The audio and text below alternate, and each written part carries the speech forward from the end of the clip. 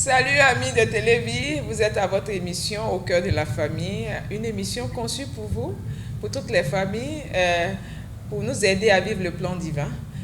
Nous recevons ce soir une sœur qui nous vient de la Caroline du Sud, c'est aux États-Unis. Elle s'appelle la sœur Anjado et nous parlerons d'un thème, les finances dans le foyer chrétien. Il y a un adage qui dit c'est celui qui finance qui commande. Quel est le cas dans les familles chrétiennes? Restez scotchés à votre télévision et nous vous reprenons après le générique.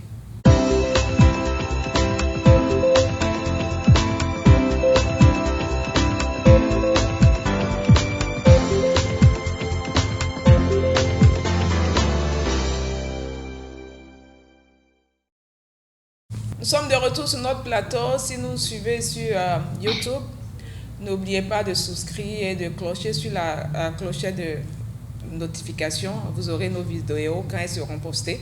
Si vous suivez sur Facebook, likez nos vidéos, partagez à vos contacts. Notre site internet c'est www.televie.com. Papa Yao, nous sommes avec la sœur encore Angèle Adou de la Caroline du Sud. Oui, avant d'aller plus loin, on va lui demander de se présenter à nouveau aux téléspectateurs. Bonjour, Reine de Seba, présentez-vous à nos téléspectateurs. Bonjour Papa Yao, bonjour Maman Yao, c'est un plaisir de me retrouver encore avec vous. Vous faites un merveilleux travail comme je l'avais la dernière fois, comme je l'avais énuméré. Voilà, je m'appelle Marie Anjado, de Queen of Sheba. Je vis en Caroline du Sud, aux États-Unis depuis 1992, mère de 4 enfants et la petite servante de l'Éternel. Voilà. Amen. Amen. Amen. Oui, nous sommes de retour sur notre plateau. Comme on l'a dit, nous savons qu'aujourd'hui, les pays pauvres dépendent de l'Occident, sont toujours scotchés. Tout ce que l'Occident décide est appliqué parce que le pouvoir financier vient de l'Occident. C'est eux qui financent tous les projets de développement. Et donc, même pour choisir nos chefs d'État dans nos pays pauvres, c'est l'Occident qui décide. Parce qu'ils ont le pouvoir financier. Parce qu'ils ont le pouvoir financier. Alors, comme on a dit, celui qui finance, c'est celui-là qui commande. Nous avons les foyers chrétiens. Quelle est la situation dans les foyers chrétiens? Ça, c'est notre thème. Mais avant d'arriver au thème même à proprement parler, nous voulons d'abord savoir qui est le chef dans les foyers chrétiens selon le plan de Dieu.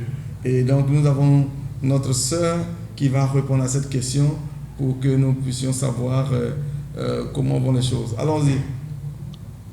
Selon le plan de Dieu, c'est clair, l'homme est le chef. Je ne connais pas le verset, j'espère que vous allez m'aider à ce niveau. Et quand on dit le chef, ça veut dire celui qui commande, celui qui donne les ordres, le protecteur, c'est le parapluie de la famille, c'est lui le pourvoyeur. Et donc, c'est l'homme qui a cette responsabilité-là. Dieu a établi une hiérarchie, il a établi de l'ordre, c'est-à-dire Dieu, l'homme, la femme. Il y a un ordre qui a été établi et c'est dans cet ordre-là que les choses doivent évoluer. Quand les choses n'évoluent pas dans cet ordre, ça crée un tohu-bohu, ça crée du désordre. Mais voilà, j'espère que j'ai répondu à la question. Éphésiens 5, le chapitre 23 nous dit, le mari en effet... Éphésiens 5, verset 23. Éphésiens 5, 23 nous dit, le mari en effet est le chef de sa femme, comme le Christ est le chef, la tête de l'Église qui est son corps, et dont il est le sauveur. Donc l'homme est le chef de la famille. Oui. Amen. Et nous pouvons aussi lire la même chose dans 1 Corinthiens, le chapitre 11, le verset 3 qui dit ceci. Je veux cependant que vous sachiez que Christ est le chef de tout homme, que l'homme est le chef de la femme et que Dieu est le chef de Christ. Donc, quand nous lisons ce passage, nous voyons ici que l'homme est le chef de la femme, c'est incontestable. Que ce soit dans une société africaine, que ce soit dans la société occidentale, l'homme est le chef de la femme. Et quand on arrive à l'église, c'est bien clair, c'est la parole de Dieu qui dit l'homme est le chef. Maintenant, voici l'ordre des choses. Et il se trouve que l'homme qui est le chef, qui en principe a tout le pouvoir, et la femme qui l'aide dans l'accomplissement de sa mission, il se trouve que souvent, pour des fortunes diverses, la femme devient plus fortunée que l'homme. Elle a plus de moyens financiers, peut-être par son éducation, elle est allée à l'école ou bien elle fait une activité commerciale, elle a plus de moyens. En ce moment, quelquefois, les choses commencent à changer. Alors, nous voulons savoir. Non, comme on a dit par rapport à l'adage qui dit c'est celui qui finance qui commande, est-ce que dans ce cas-là, quand c'est la femme qui a plus de moyens que son mari, on est dans un foyer chrétien en plus, est-ce que c'est pour autant que la femme devient chef, c'est elle qui va prendre les rênes de la famille parce que c'est elle qui a les moyens financiers? Je ne suis pas d'accord avec cet adage. Cet adage n'est pas biblique, ça a été créé par la société et donc comme nous ne marchons pas avec les normes de la société, nous n'avons pas appliqué cela. La femme peut avoir plus de moyens, la femme peut être éduquée, la femme peut avoir, je ne sais pas, elle peut tout avoir, elle peut même être grande, musclée et tout, mais la parole de Dieu demeure. L'homme est le chef et quelles que soient les circonstances, ce n'est pas des choses qui doivent bouger, ça demeure. Et je ne suis pas d'accord pour le fait que parce que la femme gagne plus d'argent et donc elle doit prendre les commandes. Ça, non, ça ne peut pas marcher ainsi. Ça n'enlève en rien le statut de l'homme, ça n'enlève en rien le statut de la femme. Elle doit demeurer à sa place. C'est vrai que les pensées peuvent changer, les manières peuvent changer, les attitudes peuvent changer, mais en principe, ça ne devrait pas changer. Ça ne devrait pas changer. Ok. Les principes sont clairs, ça ne devrait pas changer. Mais quelle est la société? Qu'est-ce qu'on vit aujourd'hui? Nous sommes dans un... Pour nous qui sommes aussi aux États-Unis, ici, on dit les femmes ont lutté pour avoir le droit de vote, de tout, et puis bon, les hommes ne doivent pas brimer leurs femmes. Donc, la femme, elle est libre de faire ce qu'elle veut. Elle n'a pas besoin d'être derrière son mari, de suivre son mari. Elle peut être devant, son mari va suivre. C'est ce que la société nous enseigne. Mais c'est pour autant, nous qui sommes ici, c'est pour autant que nous devons suivre là en tant que chrétiens. Non, je ne suis pas d'accord on ne doit pas suivre ces choses-là. Écoutez, nous sommes chrétiens, notre vie est totalement différente. Nous ne pouvons pas suivre la vie de ce monde. Nous ne pouvons pas, par exemple, suivre la mode. Nous ne pouvons pas suivre, je ne sais pas, quelle que soit l'influence de ce monde-là, nous devons rester dans notre statut de chrétien et appliquer les principes chrétiens. Mais n'oublions Qu'est-ce qui peut arriver à cela? Qu'est-ce qui peut être la raison? Pourquoi est-ce qu'une femme, en temps normal, comme vous l'avez dit, en temps normal, nous devons appliquer les principes du royaume. Nous vivons en tant que chrétiens, mais pourquoi il s'avère que dans des foyers, quelles sont les raisons qui expliquent, je repose ma question, quelles sont les raisons qui expliquent le fait que très souvent des femmes qui ont plus d'argent que leur mari décident de prendre le dessus dans le foyer? Ok, ce que je vais dire, c'est que qu'est-ce qui emmène les femmes à prendre le contrôle? Il peut y avoir plusieurs raisons. Même si ce n'est pas des raisons valables. Imaginez un peu que l'homme soit celui, effectivement, comme on le dit, soit celui qui emmène, qui pourvoit et tout, n'est-ce pas? Oui. Et étant donné qu'il a les commandes, il a l'autorité et tout, vous savez, il y a des hommes qui abusent de leurs femmes. Oui. Il y en a qui abusent. La femme est écrasée, elle n'a pas de voix, elle n'a pas de parole. Même quand elle veut donner même simple opinion, c'est un problème. On lui crie là-dessus. Tu n'as rien à dire. C'est moi qui apporte tout. C'est moi qui fais tout. Tu fais seulement ce que je dis. Il y a des hommes qui sont comme ça. Et une femme comme ça, je suis désolée. Quand elle va avoir les moyens d'avoir une petite éducation et commencer à travailler, faire son argent, c'est pas évident. C'est pas évident, je vous assure. Elle va commencer aussi à lever le ton. Oui, c'est toi qui payes les factures. Aujourd'hui, moi aussi, je paye les factures.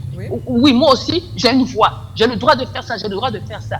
Je ne dis pas que c'est une raison pour changer. Mais il y a des femmes qui changent comme ça aussi. Il y en a aussi qui jouent le jeu, effectivement, comme on l'avait dit. Il y en a qui jouent le jeu. Et une fois qu'elles sont là-dedans, qu'elles ont les moyens, c'est fini. Elles sortent leur tête de serpent.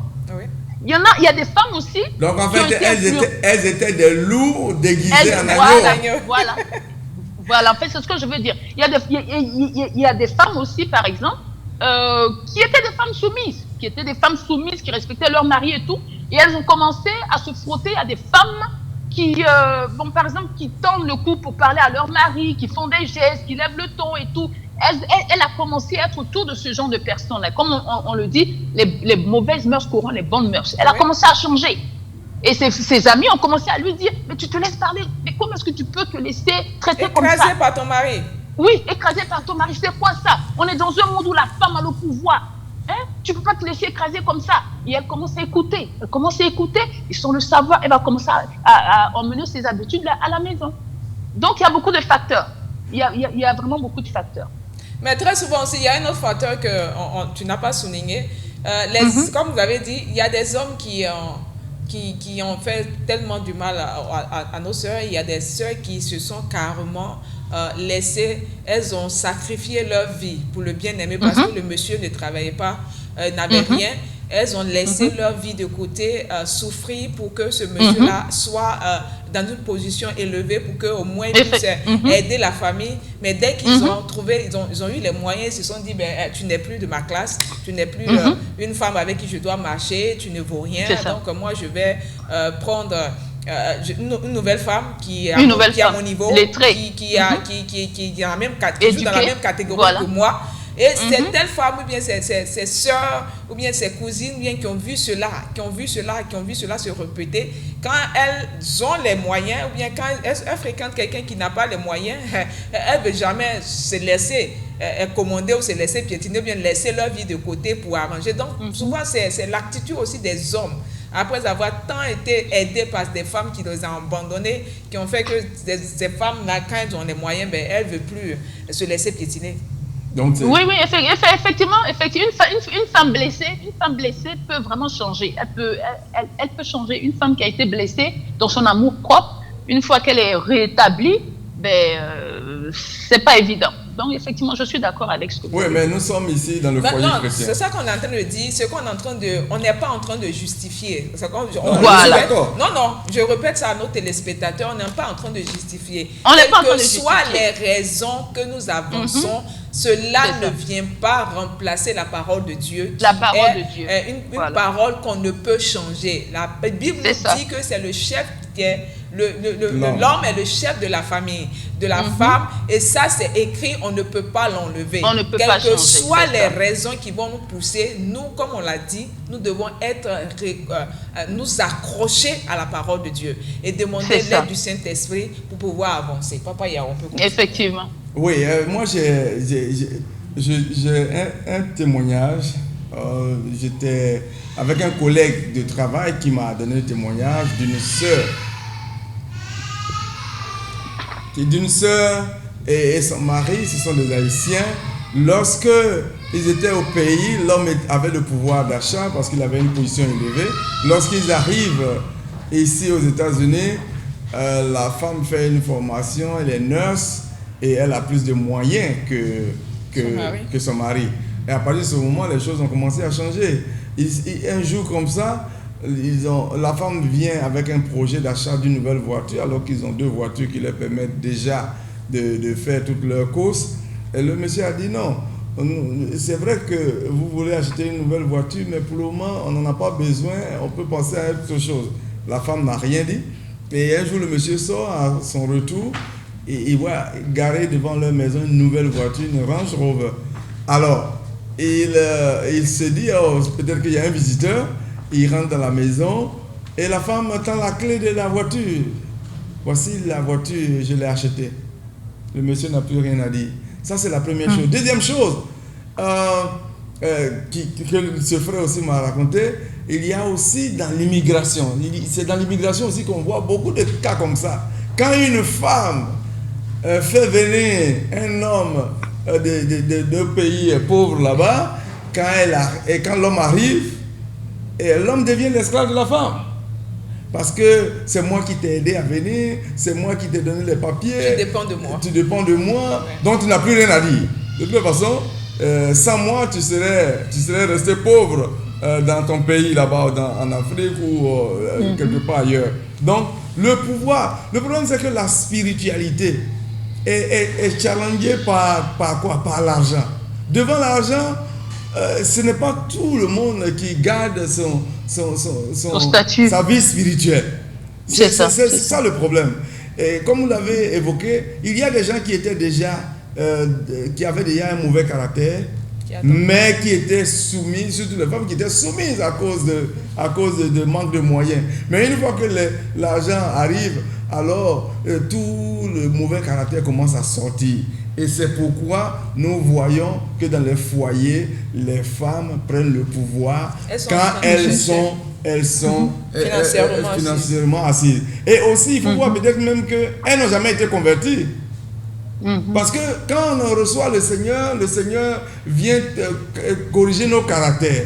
Le Seigneur vient corriger notre vie antérieure. Vient corriger notre... C'est-à-dire que si on n'était pas soumis, si on n'aimait pas, si on n'était pas humble, mais quand on reçoit le Seigneur, les choses commencent à changer. Mais une personne qui, bien qu'elle ait reçu le Seigneur, baptisée du Saint-Esprit, quelquefois même parlant en langue et prophétisant, mais lorsque la personne commence à avoir l'argent, le mari n'est plus rien devant cette personne, c'est que cette personne n'a jamais reçu le Seigneur. Mais nous allons continuer notre mission. Nous voyons que quand la femme a le pouvoir financier, ce n'est pas dans tous les cas, mais de façon générale, ce que nous avons constaté, que ce soit en Afrique, que ce soit en Occident, la femme n'est plus la personne qu'elle était avant.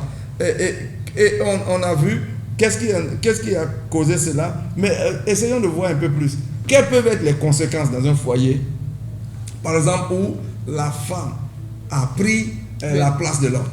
Quelles peuvent être les conséquences? Bon, les conséquences pour moi, c'est que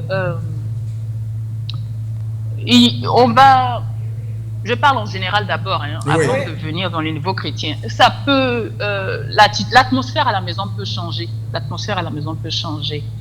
Non, moi je dis même pas peut changer. L'atmosphère va changer. Moi je suis le chef. Voilà. Un matin vous prenez mon pouvoir de chef. Et tout ce que je dis, vous contestez. Et vous faites le contraire. Mais la rébellion. Vous devenez rebelle dans la maison. Mais l'atmosphère va changer. L'atmosphère change, il y a un total manque de respect. Il peut y avoir un total manque de respect. Même au niveau du devoir conjugal, il peut y avoir problème. Oui. Si vous savez que c'est vous qui pourvoyez à tout, et ce même monsieur qui n'apporte rien, c'est lui qui va venir jouer, vouloir te parler, mais il t'énerve. Faut pas il va venir demander des choses à ne pas demander. Voilà. Donc, même au niveau du devoir conjugal, il y aura problème. Il y aura problème. Donc, en fait, c'est ça. Il y aura tout un désordre dans la maison. L'ordre établi est totalement renversé. Et donc, quand c'est comme ça peut même concourir au divorce, pourquoi pas? Oui. Parce que la femme va regarder son mari comme étant inutile. Il n'apporte rien dans la maison. Oui. Et c'est dommage. Parce que c'est comme ça, la sœur Marie-Ange, quand c'est comme ça, l'homme, qu'est-ce qu'il fait? Il va dehors, il va chercher un refuge dans les bras d'une autre femme qui sera capable de lui reconnaître son autorité d'homme. Parce que le truc de l'homme, le truc avec lequel il ne faut pas s'amuser quand il s'agit de l'homme, c'est le respect. Oui. Un homme ça je suis d'accord. Respecté. Quand un homme perd ce truc-là d'être respecté, c'est pas, c'est pas possible. Alors, un homme peut préférer laisser son argent. Comment est-ce que je vais dire ça? Voilà, mais avoir une femme qui le respecte, c'est tout. Parce qu'un homme, il se doit d'être honoré, il se doit d'être... on doit lui rappeler qu'il est le roi, qu'il est le king et tout. C'est-à-dire, ça fait partie du caractère de l'homme. Quand un homme n'est pas respecté, sois la plus belle femme du monde, tu l'as perdu. Et toi? Tu l'as perdu. Et donc, s'il n'est pas respecté dans son foyer, qu'il a quelqu'un là dehors qui le respecte, il va plus s'attacher à la personne qui le respecte. C'est ça. Apporte tout l'argent que tu veux, donne-lui tout, mais quand un homme n'est pas respecté, c'est comme s'il marchait nu dans les rues. Oui. Et c'est pas bon. Oui. C'est comme quand une femme n'est pas aimée. Pour nous, c'est aimé. On doit être aimé. Quand on n'est pas aimé, c'est la même chose. C'est ça. Voilà. Quand on parle de conséquences aussi, ça peut se répercuter aussi sur la vie des enfants. Absolument. Ça peut se répercuter sur tout. Ça crée un désordre total. Voilà, les enfants garçons que nous avons qui voient leur papa subir une telle humiliation, ils se diront voilà. Je ne vais pas me marier, ou bien je ne vais pas. Voilà, ou bien, effectivement. Ou bien ces enfants-là seront féminisés, devenir des hommes, excusez-moi du terme, moutons, qu'on doit diriger tout le temps. Ces enfants seront carrément en retard sur leur développement Parce qu'à la maison, et puis les filles, si nous avons des filles aussi auront cette tendance-là à être comme maman, à commander et chercher à avoir des maris qu'elles pourront dominer quand elles vont se marier. Donc, nous sommes en train de créer... Allez-y. Oui, en fait, ça reflète un très mauvais exemple pour nos enfants, pour la jeunesse, pour le futur. Et c'est pas bon. Nous devons d'être des exemples. Même si la société est en train de faire le contraire, nous, chrétiens, nous devons appliquer ce que Dieu a dit pour influencer cette société-là. Nous sommes, effectivement, comme la parole le dit, nous sommes le sel de la terre, n'est-ce pas? Oui. Nous avons cette autorité-là de changer les choses. Nous ne devons pas faire comme le monde. Nous n'avons pas le droit de faire comme le monde. Nous n'avons pas le droit de faire comme le monde. Si ma voisine à côté est en train de crier sur son mari, et quand elle va me voir soumise à mon mari, en train de servir mon mari, elle va sûrement venir me demander, mais pourquoi tu fais ça? C'est quoi ça? Et je vais maintenant lui expliquer, c'est comme ça qu'une femme doit être. C'est comme ça que tu dois te comporter. C'est comme ça que tu vas sauver ton foyer et ta famille. Et tes enfants. Et tu vas avoir de l'influence, non seulement dans ta famille, mais dans ton quartier, dans ta cité, dans ton environnement. C'est ce que nous devons faire. On ne doit pas changer. Ça, c'est la pure vérité. Nous sommes le sel et la lumière de ce monde. Téléspectateurs qui nous suivez, nous devons donner l'exemple. Nous, les femmes, on doit être l'aide de nos maris. La sœur, on a constaté très souvent que quand la femme n'a pas le moyen financier, que c'est l'homme qui fait tout dans la maison, il n'y a pas de problème. Quand il pourvoit, il n'y a pas de problème. Mais quand c'est la femme, c'est-à-dire que pour des raisons soit professionnelles ou bien des raisons de santé ou des raisons quoi, l'homme n'arrive plus à pouvoir et que c'est la femme qui doit le faire, souvent c'est très, très, très, très difficile. Et elle va le chanter sur tous les toits, elle va le raconter à tous ses amis. Ce qu'elle fait, c'est elle qui paie la maison, c'est elle qui paie le courant, c'est elle qui paie l'eau, c'est elle qui paie toutes les factures. Et puis bon, quand c'est comme ça, tu vas avoir des conseillères qui vont te dire, ma soeur, si il ne peut pas, qu'il aille se débrouiller, et puis bon, ou bien divorce ton mari et change les choses. Comme on l'a dit, nous sommes l'aide de nos maris. Nous sommes l'aide, et quand le monsieur ne peut pas, il faut qu'on le fasse. Et pouvez dire quelque chose par rapport à cela? Oui, là je vais inclure la question de maturité. La maturité est très importante dans une relation, dans un foyer, et mieux même dans un foyer, à tous les niveaux, foyer chrétien ou non foyer chrétien. La maturité, c'est important. Mais n'oublions pas que la femme n'a pas été designed, elle n'a pas été dessinée et créée pour être, pour prendre autant de responsabilités. Elle va le faire pour un moment, mais ça va commencer à peser sur elle. Parce que elle n'a pas ce truc, elle n'a pas ce potentiel-là. Elle n'a pas été créée pour ça. Elle a été créée pour être couvée. Elle a été créée pour être protégée. Elle a été créée pour être nourrie, cultivée et tout. Est-ce que vous comprenez? Et donc, quand c'est elle maintenant qui doit prendre les commandes, ça va jouer, ça va peser. Il y a des femmes qui vont le faire. Elles ne vont pas murmurer parce qu'elles ont appris quelque chose. La discrétion. C'est mon foyer, c'est mon mari, nos problèmes demeurent à la maison. Et il y en a aussi qui aiment bien parler, qui vont essayer de dire partout, c'est moi qui fais tout. Mais ce même monsieur-là, c'est lui qui pourvoyait à tout. C'est lui qui payait les factures. C'est lui qui te nourrissait. C'est lui qui t'habillait. Mais aujourd'hui, pour un problème de handicap, il est peut-être paralysé. Ou bien carrément, il a perdu son travail. Voilà, il a perdu son travail. Mais qu'est-ce que ça, si tu aimes ton mari, qu'est-ce que ça fait si pour un temps, tu pourvois, si pour un temps, tu essaies de participer ou bien de prendre les commandes de la maison? Ça ne veut pas dire que tu deviens l'homme. Non, pas du tout. Tu es en train d'aider celui qui, pendant tout ce temps, pourvoyait aux besoins de la maison. De toutes les façons, est-ce que le terme aider même est exact? Vous formez une seule chair, dit la Bible. Donc, c'est-à-dire que si la poche gauche, il n'y a pas d'argent, que la poche droite, il y a de l'argent, c'est toujours la même chose. Effectivement. Non, là, monsieur Yao, vous avez bien parlé. Nous sommes un. Dans les problèmes aussi, nous devons être un. On ne peut pas être séparés. Parce qu'aujourd'hui, mon époux n'est pas dans les conditions de pouvoir, donc je me sépare maintenant, je deviens une entité différente. Non! Si je le fais, c'est lui qui le fait. Si c'est lui qui le fait, c'est moi qui le fais. Mais n'oublions pas toujours que la femme n'a pas été désignée, elle n'a pas été destinée pour prendre le contrôle. Donc, arrivé à un moment, ça va peser. C'est pour ça qu'il faut communiquer, il faut avoir une forte vie de prière pour ne pas qu'il y ait des pensées mauvaises donc qui vont commencer à rentrer. Est-ce que vous comprenez? Pour ne pas qu'il y ait des fissures. Il faudrait que même dans les problèmes, nous devons demeurer un. Il ne faut pas faire d'ouverture. Ouais. Pour ajouter à ce que vous êtes en train de dire, la dernière fois, il y a 2 jours de cela, je causais avec une de mes nièces qui s'est mariée, son mari a perdu son emploi. Et donc, j'étais en train de causer avec elle et elle me dit, ah maman, je suis fatiguée, les chats de la maison, les chats de la maison sont en train de me tuer, je dois faire tout cela, je dois faire tout cela. Et je lui ai posé une question.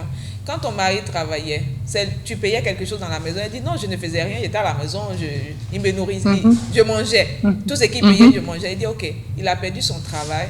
C'est à toi aujourd'hui de l'aider. C'est à toi aujourd'hui de faire ce qu'il ne peut pas faire jusqu'à ce que... Et prie le Seigneur pour lui. Pour que tu dises au Seigneur, je suis essoufflé. Parce que le peu que je gagne, ça va, je suis essoufflé. Aide mon mari à avoir un travail pour que nous, à deux, nous puissions résoudre les problèmes de la maison. Mais quand tu vas te lamenter, tu es venu me parler en tant que ta tante, je te dis que faut pas parler de ton problème de foyer dehors. Ton mari ne peut pas, tu es en train de l'aider. Ce que tu es en train de faire là, tu nourris tes enfants, tu nous payes les loyers de la maison, tu es en train de payer. Toi, c'est ce que tu fais là, tu fais pour toute la famille, tu le fais pas pour toi.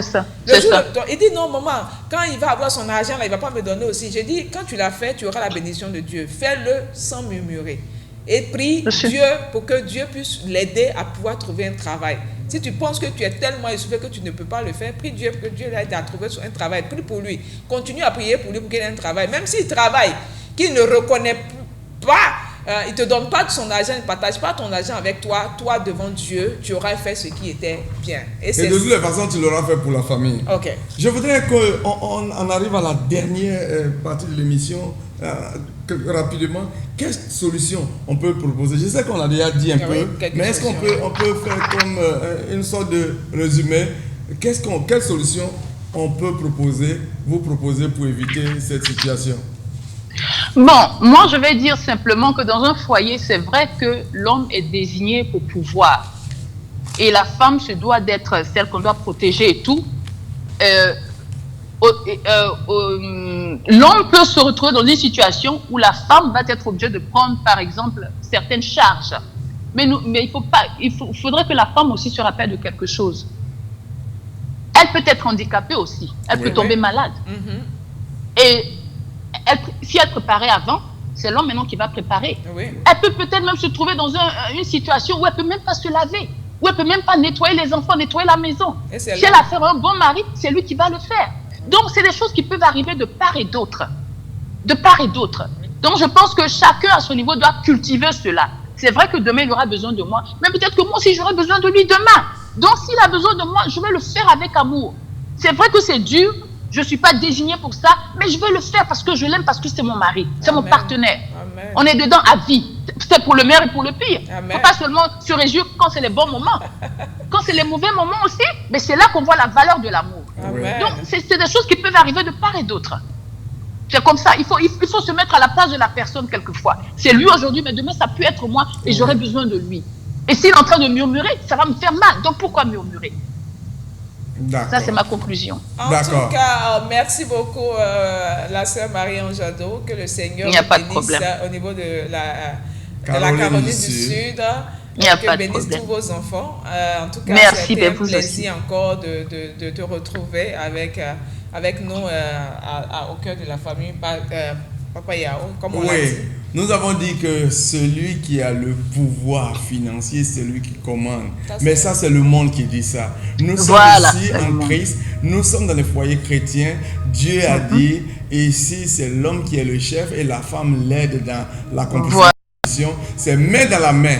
Et c'est pas parce que la femme a les pouvoirs financiers qu'elle doit prendre le pouvoir. L'homme est le chef, il reste le chef. Si la femme a le pouvoir pour financier, qu'elle aide le mari à pouvoir accomplir le plan de Dieu pour la famille. Amis téléspectateurs, vous l'avez suivi et vous l'avez, je pense, apprécié. La femme, elle est l'aide de l'homme, elle doit faire son rôle, jouer son rôle sans murmurer. Si même elle a tous les milliards du monde, qu'elle sache que sa place, c'est à côté de son mari, dans la soumission, et respecter cet homme que Dieu lui a donné. Soyez bénis. À la prochaine.